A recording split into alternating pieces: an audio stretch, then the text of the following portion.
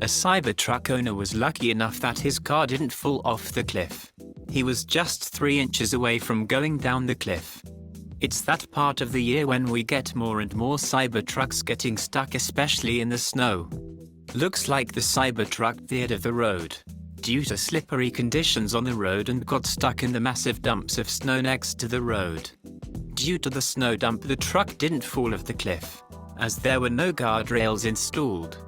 The truck was literally stuck in the snow with its tires spinning. This is just a reminder to all of us how important the snow tires are in these conditions if you live in a temperate or colder area. A heavy vehicle with shitty tires can't hold up to idiot drivers thinking four-wheel drive means they are invincible.